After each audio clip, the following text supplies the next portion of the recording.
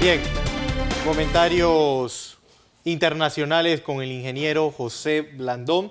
Oiga, ingeniero, gana Vladimir Putin la presidencia nuevamente de Rusia. ¿Qué impacto internacional tiene este nuevo mandato del presidente ruso? Buenos días, José Luis. Adiós. Buenos días a toda nuestra audiencia en el inicio de una nueva semana, 19 de marzo. Para los que están preguntando por Fernando, está en una asignación por allá por las tierras de Chiriquí. Buenos días, don Fernando. Oiga, fíjese que ayer en unas elecciones con una alta participación, el 67% del electorado ruso fue a ejercer su derecho a voto, de 108 millones de rusos que tenían derecho para votar, en más de 15.000 recintos electorales, y en 140 y tantos países se estuvo votando. Esta campaña presidencial en Rusia estuvo precedida de una de las más intensas promociones antirrusas y anti-Putin, con la intención, uno, de disminuir la cantidad de gente que iba a votar, y dos, influir en el proceso electoral. Ninguna de las dos campañas tuvo efecto para lo que ocurrió en Rusia. Le doy los datos primero. Vladimir Putin ganó casi con el 77% del voto emitido. O sea, todos los demás juntos no le llegaron ni a la mitad. El 67% aproximadamente votó, considerándose la segunda votación más alta de la historia de Rusia y la votación más con más diferencia entre el primero y el segundo puesto. El segundo puesto quedó con 11,9%, cerca de 12%, que fue por el Partido Comunista, y Vladimir Putin arrasó las elecciones. Su margen de, su índice de gestión estaba en el 75%. Le habíamos dicho, era casi improbable que Putin perdiera estas elecciones. ¿Quién es Vladimir Putin y a qué se debe su éxito? Vladimir Putin era un miembro de la KGB. Vivió casi sus primeros años en una pobreza extrema. Vivía en un apartamento en lo que hoy se llama Petrogrado y antes se llamaba Leningrado. Es abogado, miembro de la KGB. Fue el hombre más cerca del presidente Boris Yeltsin. ¿Se acuerda de él? Boris Yeltsin renunció por enfermedad y por tomar demasiado. Se enfermó. Y quien en el año de 1999 lo sustituye temporalmente es Vladimir Putin, que irá a elecciones en el año 2000 y todos los mandatos de él han sido ganados por elecciones ampliamente. Ganó en el 2000, ganó en el 2008, ganó en el 2012 y ahora abrumadoramente gana en el 2016 para 18 años en el poder y 26 más, que es lo que señala la Constitución. Es decir, en teoría, el señor Putin sería el gobernante ruso con más tiempo ejerciendo el poder. La señora Merkel tiene 4 periodos también, y si él no hubiera ganado sería ella la primera, pero bueno, para que usted sepa, la señora Thatcher estuvo 12 años, el señor Felipe González en España tuvo 12 años, porque allá la reelección es parte del proceso de esos países. El problema fundamental ahora estriba en que en la medida en que el mundo internacional, particularmente Gran Bretaña, atacó a Putin, lo hacía más fuerte. En la mayoría de las veces que se ataca a Putin, un hombre que le ha devuelto a Rusia la dignidad de potencia, lo que hicieron fue hacerlo más popular. Y con este arrollador triunfo en medio de esta confrontación internacional, Putin emerge como una de las figuras más importantes, no solamente de Europa, porque la Federación Rusa forma parte de Europa, sino también forma parte importante de lo que está ocurriendo en el Mediano Oriente y un actor activo en el desarrollo de su política exterior. Una de las medidas importantes que va a tomar Putin en este periodo será el incremento del comercio y su estrecha relación con la República Popular China, que ayer precisamente el presidente Xi Jinping le mandó una felicitación, otro que también fue reelecto y que ahora puede ser designado presidente en tiempo ilimitado. Eliminaron allá en China. Estas dos potencias, que representan una parte importante del comercio, han decidido, entre otras cosas, incursionar en nuestro continente en materia comercial. Y esto va a ser parte de la guerra que vamos a ver en los próximos años, pero nuevos mercados. Los Estados Unidos y la Unión Soviética, e Inglaterra han puesto nuevas sanciones que se pone Europa. ¿Por qué? Porque Rusia es uno de los productores más grandes de petróleo y de gas natural. Hace unos meses, cuando Inglaterra estaba en problemas de suministro de gas natural, ¿quién le envió el gas natural? Rusia. ¿Quién se la mandó? Una compañía que ha sido sancionada por los Estados Unidos y que está en la lista negra y verde y de todas clases de listas en los Estados Unidos. Bueno, esa fue la que le mandó el gas a... en el mundo moderno, estas de las sanciones económicas ya no tienen ese sentido, porque en el desarrollo del nuevo esquema mundial y en los nuevos sistemas financieros con las cibermonedas, se está rompiendo el monolítico poder que tenía el Fondo Monetario Internacional para controlar el sistema financiero. Es parte de la guerra que estamos viviendo, de manera que ayer un nuevo elemento, que es la consolidación del liderazgo de Putin y su interés de volcar parte de su esfuerzo en el comercio hacia nosotros, y la apertura que se da si nuevas sanciones se imponen a Rusia, grandes importaciones de materia prima y particularmente agrícola irán hacia Rusia.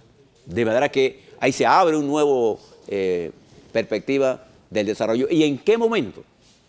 Ayer, José Luis, en los Estados Unidos, las grandes cadenas de televisión preguntaban, en Washington, como en cualquier ciudad del mundo, cuando es viernes,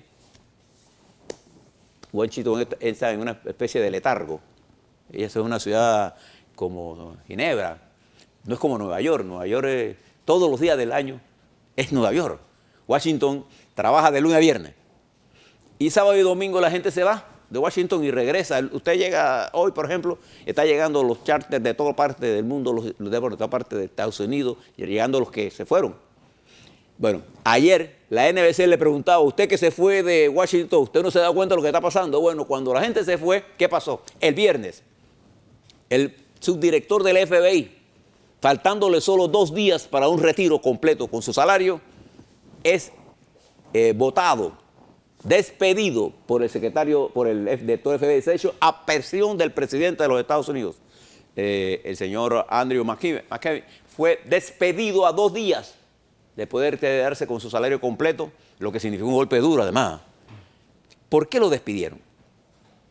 Lo despidieron porque él le había entregado al señor Mueller toda la información de las conversaciones que él había sostenido con el presidente Trump. Bueno, esto generó una serie de tweets del señor Trump contra el FBI, contra Mueller por primera vez, y ha enrarecido el sistema a tal punto que los miembros del Partido Republicano del señor Trump le han dicho al presidente de los Estados Unidos, tú no puedes votar al fiscal Mueller, porque si no habrá una crisis constitucional. Y entonces esa presión del señor Trump, esa ira, ese racismo, lo has transmitido a los Estados Unidos y ha aislado a los Estados Unidos, peligrosamente, porque es una gran nación, es un país con una gran importancia global, es sin duda alguna la potencia más importante del mundo, pero está aislada y eso es peligroso. De manera que los Estados Unidos, en medio de ese caos, cada vez se aísla más y permite que otros nuevos y poderosos actores y naciones con impronta económica como la República Popular China, como la India, como Brasil, como Sudáfrica, como Rusia, como Turquía, están jugando papeles fundamentales en un mundo cada vez más plural. Ya no hay un poder unipolar. Y Rusia llega a esta situación con un nivel de armamento nuclear más sofisticado. En América Latina tenemos elecciones, en Colombia próximamente, tendremos elecciones en Salvador, tendremos elecciones en México, pero quien está en un grave problema es el presidente del Perú, que esta semana deberá comparecer ante el Congreso, ser indagado frente a los senadores y se votará para ver si lo saca o no del poder. Y eso puede ocurrir esta semana, y es casi seguro que ocurra esta semana, y existe una alta probabilidad que Perú pierda su presidente y quede envuelto en una crisis institucional que ya la tiene económicamente, porque Perú ha sido golpeado duramente durante el mandato del señor Pedro Pablo Kuczynski. Así está el mundo. A la vuelta, ¿cómo estamos nosotros?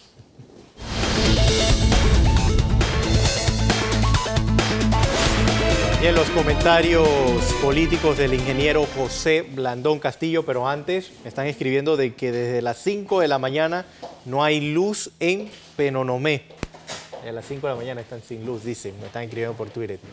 Oiga, Cambio Democrático inscribió 51.446 nuevos inscritos. Oiga, en el plano nacional, algunas cosas que son buenas que están ocurriendo. La última encuesta sobre el consumo de tabaco en jóvenes indica una caída en el consumo de tabaco por los jóvenes. Esa es una buena noticia.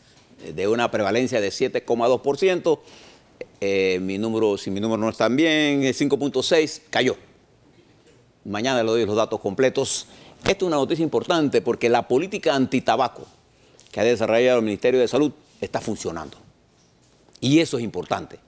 El tabaco mata. No se engañen en eso. Es el único producto que dice exactamente de qué se va a morir usted si lo fuma. De manera que es importante que nuestros jóvenes dejen de fumar, particularmente porque se está poniendo de moda que las mujeres fumaran. Así que hay que hacer todo lo posible porque la gente deje de fumar. Y así te cubre su salud y la de su familia. Otra noticia importante y positiva. Hoy a las 11 de la mañana debe iniciar el diálogo en Colón entre la delegación del gobierno y las fuerzas vivas de Colón. En la residencia de el Monseñor allá en Margaritas de Colón, y esperamos que ese proceso se dé porque es a través del diálogo y más diálogo que podemos resolver el problema con decisiones importantes. Hay preocupaciones en la costa de Colón, pero a esas hay que resolverlas y abordarlas. Hay que elevar el diálogo a la categoría de una especie de procedimiento operativo normal del país. Cuando el país dialoga, ganamos todos. Cuando hay intransigencia e intolerancia, perdemos todo. En el caos nadie gana, no se engañen. Como noticia importante también que debemos prestarle atención, tenemos que buscar una solución a lo que está pasando en Minera.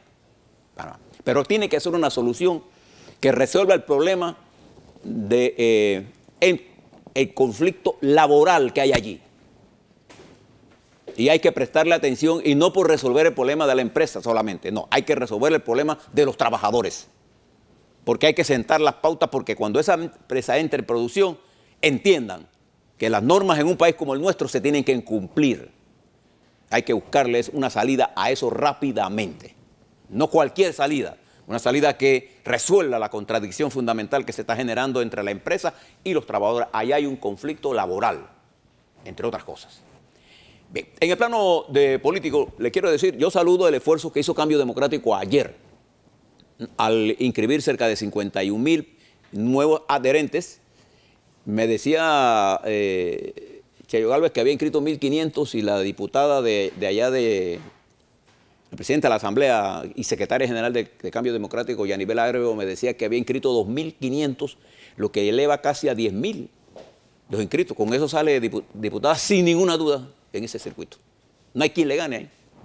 Para que usted vea, aquellos que estaban hablando que los partidos estaban muertos, bueno, entre dos partidos, entre el panamista que inscribió 32.000 y este que inscribe 51.000, allá hay 83.000 inscritos en los partidos, en dos de los más grandes y poderosos partidos de este país, que han sido y han llevado gente a la presidencia. Queda el PRD, que es el otro partido, que también es un partido grande, el partido con mayor inscrito. Están ahí, es la base con que va el proceso electoral. Entre ambos partidos representan cada uno cerquita del tercio del... Va a ser una competencia bien interesante. Saludo el esfuerzo que ha hecho este partido porque quienes saben de partidos saben lo difícil que es lograr estas cosas. Pero también en el plano político quiero señalarle varias cosas que usted debe tener en consideración. La crisis política que se genera institucional en este país entre los diferentes órganos del Estado no ha llevado cosas como la siguiente. La Asamblea Nacional está siendo objeto de una presión fuerte.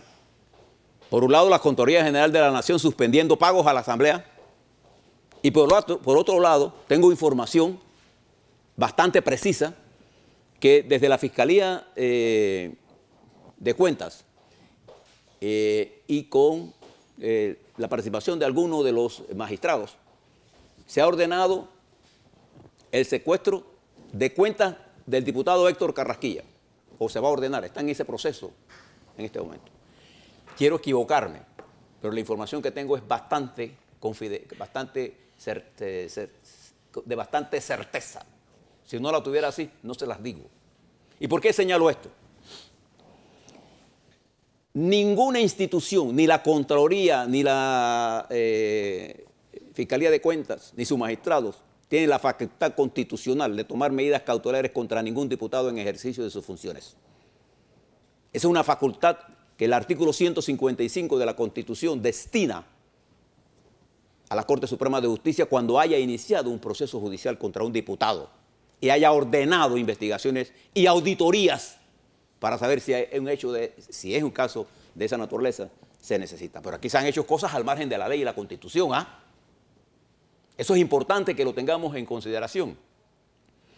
Y esto lo que va a hacer es elevar a nivel de contradicción fundamental esta confrontación. Y ahora la Asamblea va a iniciar el proceso de revisión de los casos pendientes a los magistrados de la Corte Suprema de Justicia. Y como consecuencia de esta confrontación, también se va a ver pasado el presupuesto de la nación. Entonces, así como se está haciendo en Colón, hay que buscar una solución a este tema. Porque no podemos paralizar la nación, porque, bueno, estamos bravos, pues, y seguimos peleando mientras se deteriora el país. Fíjese lo que pasa con otros casos. ¿Se acuerda cuando le hablé del caso de Ricardo Martinelli?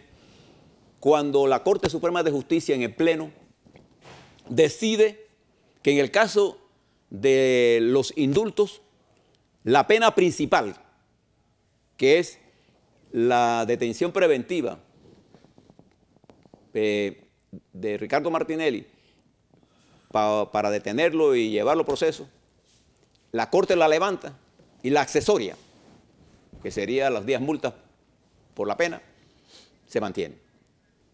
Hay un principio, ¿no? Que la suerte de lo principal corre para lo accesorio. Entonces, esa victoria de los abogados de Ricardo Martinelli, que dejaría la extradición a Ricardo Martinelli con un solo delito, el delito de pinchazos telefónicos, y donde no hubo imputación, como consecuencia no puede haber acusación, pero la Corte dijo, en este caso sí hay acusación. Y después emiten un fallo macarrónico que está en contra de claros preceptos del Código Procesal Penal y el Código Penal de este país. ¿Por qué le advierto de todas estas cosas? Porque nosotros no podemos pensar que vamos a hacer justicia violando la ley.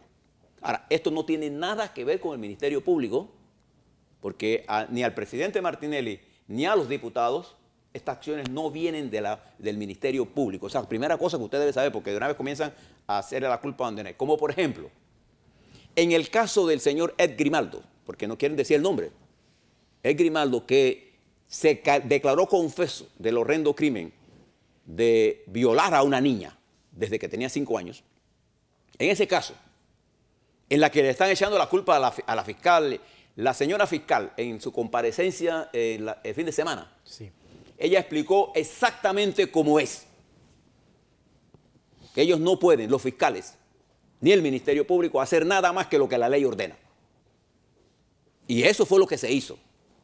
Y esto tuvo como consecuencia que este señor, que hizo ese crimen tan horrendo, que todos nos sentimos avergonzados como sociedad que eso esté pasando en nuestro país, va a la cárcel por un acuerdo. Y esto de los acuerdos tiene como cosa la economía procesal. Si a usted no le gusta la cantidad de daños, yo comparto su criterio. Pero no cometamos el error de estar endilgándole epítetos, acusaciones a quien no debe. El Ministerio Público hizo exactamente lo que la ley le señala. La fiscal actuó dentro de su facultad desde 10 a 15 años. Sí, y explicó muy bien lo que hizo. Pero además, el Ministerio Público ha iniciado investigaciones a ver si este personaje ha cometido otros delitos sexuales con otras niñas, porque entonces tendría otros casos. Pero yo les pregunto ahora a ustedes, yo los he visto mucho hablando sobre este tema desde el punto de vista de la condena. Pero ¿qué es lo más importante? la condena de ese caballero que cometió ese crimen tan horrendo, o prevenir que nuestras niñas y niños no caigan en eso. Yo creo que la prevención es lo importante. Hay que evitar que nuestras niñas sean objeto de ese trato tan deshumano que es la violación.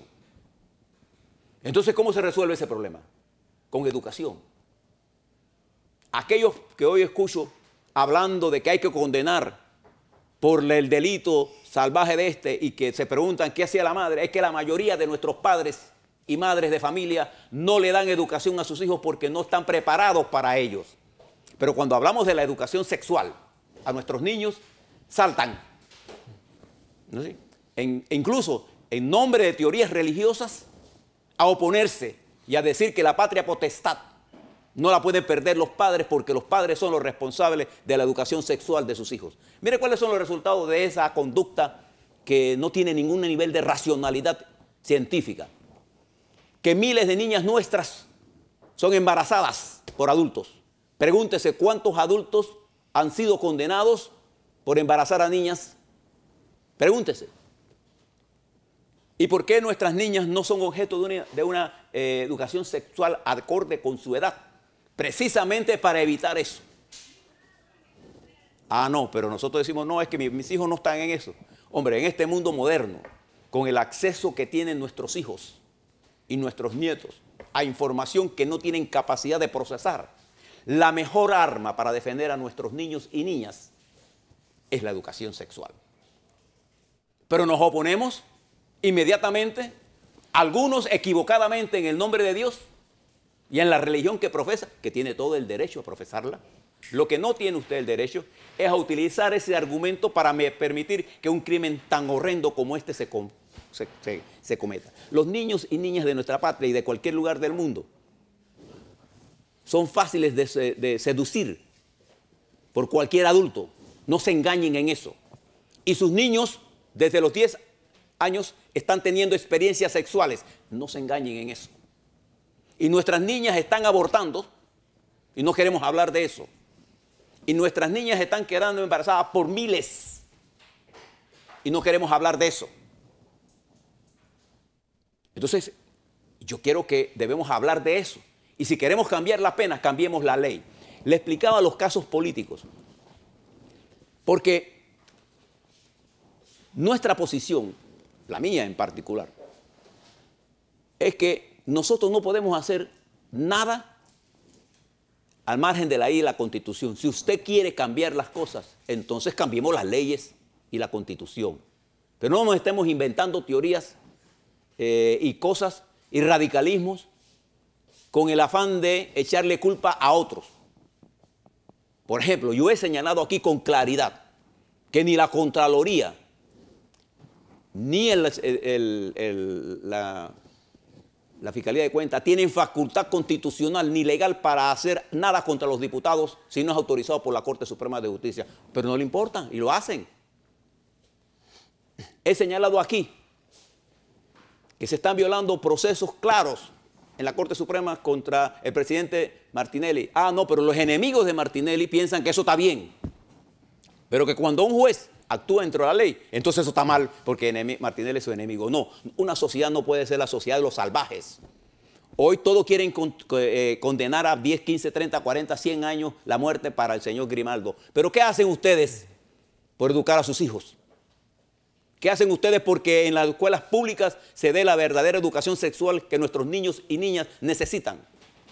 Los padres que se oponen a la educación de sus hijos, sexual de sus hijos, cometen un grave error. Pero los políticos juegan al juego de estar bien con todo el mundo. Y nadie quiere jugar al crimen atroz que se comete cuando un niño o una niña es lacerado por la mente perversa de un pedófilo. Ustedes no tienen idea del daño estructural que se hace. O cuando una niña de 10, 12, 13, 14 años queda embarazada sin que su cuerpo biológicamente esté preparada para ese alumbramiento y ni esté ella psicológicamente para ser madre. Pero nosotros nos acostamos tranquilos cuando esas cosas pasan y yo no. Por eso le traigo todo esto, porque uno de los grandes problemas que confronta la sociedad panameña en su conjunto Es el problema de la educación. Es el problema de la justicia. Ambas cosas se entrelazan porque una sociedad más educada, más culta, es más consciente. Y tenemos ciudadanos y no hombres cibernéticos que ocultan su maldad siendo militantes contra causas que ni siquiera creen. Por eso es que yo no me fío de ningún extremista, ni fundamentalista, ni religiosos, ni políticos. Prefiero a la mente sana, a la mente que busca la verdad. Yo no tengo la verdad, yo busco la verdad. Por eso mis opiniones me las guardo para darle a usted hechos, para que usted tenga su propia verdad, busque la verdad. Y esa búsqueda de verdad le va a llevar a usted a ver los hechos. Y termino con esto. Entiendo incluso que el magistrado Saborano estudia la posibilidad de levantar nuevos cargos contra Ricardo Martinelli, con el afán de tener otra razón de extradición, que tenga suficientes años para detenerlo cuando venga, porque los pinchazos telefónicos por los cuales está afuera, la pena de prisión es tan baja que no meritaría ni siquiera estar preso si regresa a Panamá. Entonces, ante esos abruptos que están haciendo, se puede producir hoy otro abrupto esta semana y podemos estar frente a eso. Ahora, usted porque es enemigo de Martinelli, cree que se debe violar el debido proceso, usted está equivocado. Ni a él ni a nadie.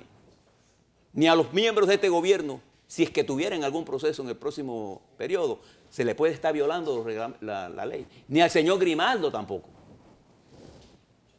Él, en ese procedimiento que él llegó, él tiene el derecho a hacerlo. Usted puede catalogar, y yo lo catalogo igual, como un crimen indescriptible lo que hizo. Pero es que eso pasa todos los días frente a nosotros. ¿Usted no ha visto una niña de 14 años cargando un bebé por ahí, fuera de la escuela? ¿Usted cree que esa niña no ha sufrido? ¿Usted no cree que esa es la única niña violada? ¿Usted no se da cuenta de lo que está ocurriendo en la sociedad nuestra, llena de tantos elementos sexuales, que cuando cometen el error se escudan en la religión? Porque creen que el perdón extraterrestre resuelve sus problemas de la confrontación con la ley de los hombres. Por eso que nosotros necesitamos un sistema de justicia que realmente sea imparcial, con fiscales y jueces. Y por eso hoy, con firmeza, digo que la actitud de la fiscal y de los jueces que participaron en el proceso de Grimaldo, no importa que le parezca a usted que la pena es muy baja, actuaron dentro de la ley. Y es preferible que ellos actúen dentro de la ley, que estén inventando penas para crear condiciones en las que vivamos en anarquía. Lo que tiene que hacer la sociedad panameña es meditar sobre estas cosas con seriedad, para hacer un país en que todos podamos vivir felices. E invito nuevamente al gobierno del presidente Varela y a sus dirigentes políticos a la búsqueda de una solución política a la crisis que se está desarrollando a una velocidad, para que después no se lamenten por las consecuencias que esto pueda tener. Ya los empresarios, ya los trabajadores están advirtiendo de esto. Y no le hagan caso a los profetas del desastre.